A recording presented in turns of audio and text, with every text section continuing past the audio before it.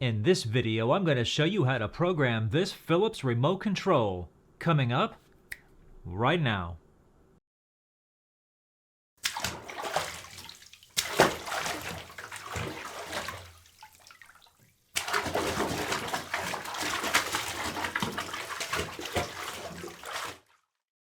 Hey everybody, Rudy here from Take a Bath Productions with another video to help you fix various things.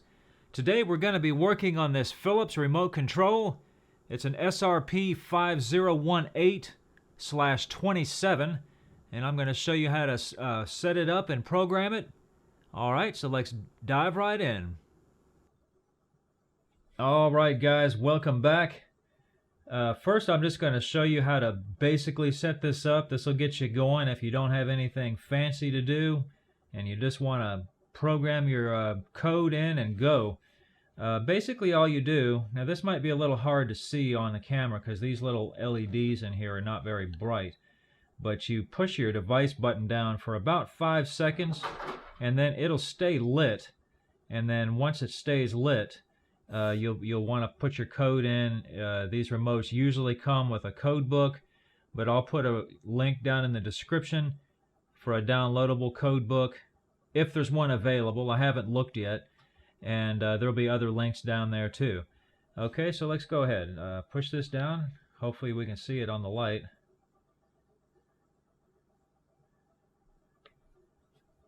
Yeah, it's lit, and I'm using a Sony TV.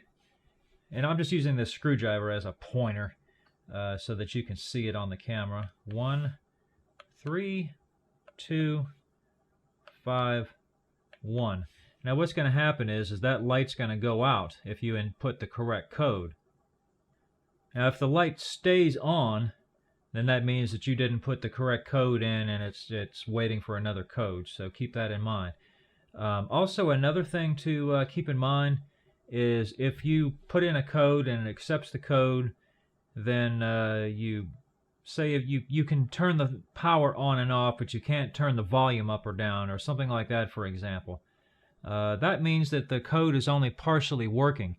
Try a different code and see if that helps. If that doesn't help, I have another method I'm going to show you here in a couple of minutes. Okay, so I'm going to program in 3 devices. I'm going to program in a TV, which I just did, a audio soundbar, and I'm also going to program in a Apple TV. This will also work on Roku. Some Roku devices use Bluetooth remotes and they won't work. This remote is infrared only, so if you have one of the Bluetooth Roku devices, then forget it, it's not going to work. Alright, so let's go ahead with the Apple TV. That's going to be under the streaming button.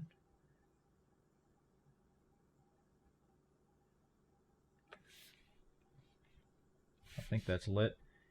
40825. 40825. And the light went out. And we're going to put in the Bose soundbar under audio.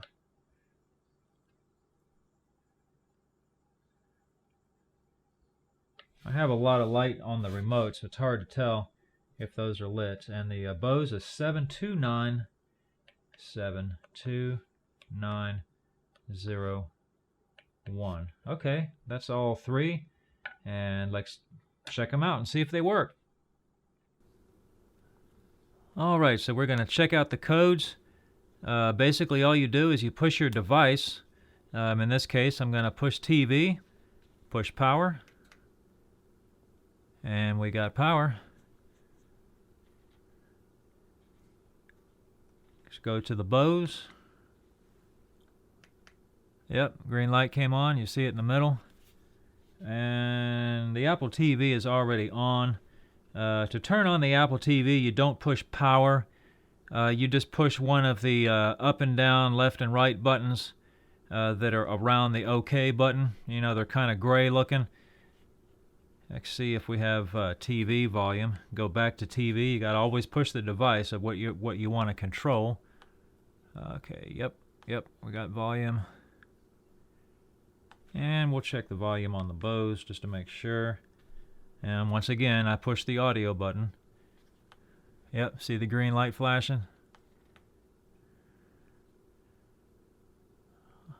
All right, we'll push the streaming button for the Apple TV, see if it responds. Yep, sure does. YouTube.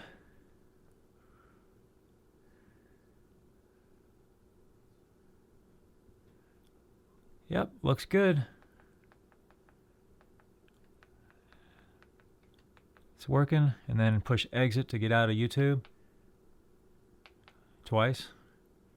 There we go. Everything appears to be working good. Alright, so what I just showed you was how to manually input the code. This next method is alright, I guess. If you have a lot of patience, I'll show it to you real quick. It will automatically search for the code for you. So you push and hold the TV button for 5 seconds.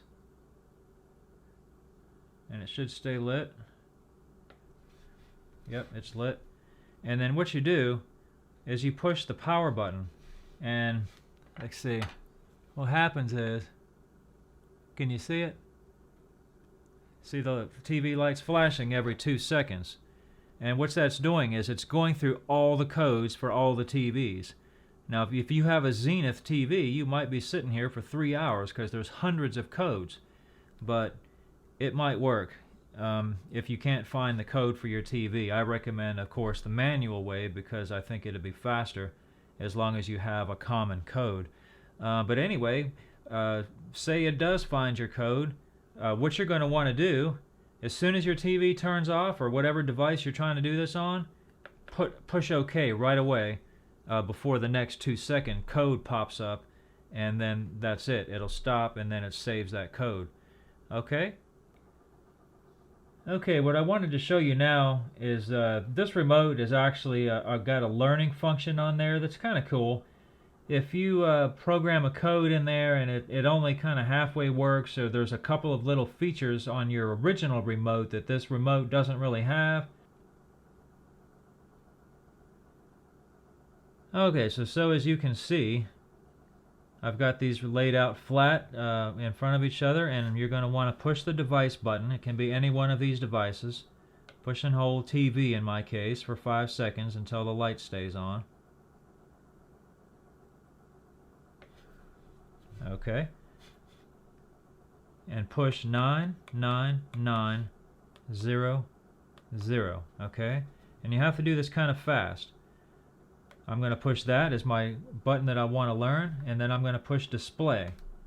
And what should happen is, yep, I saw it flash, the light flashed once and then went out.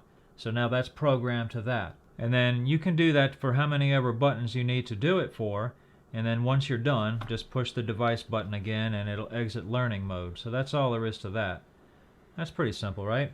And if you want to clear the learned codes just for one device, what you're going to want to do is the same thing. You're going to want to push the device button for 5 seconds.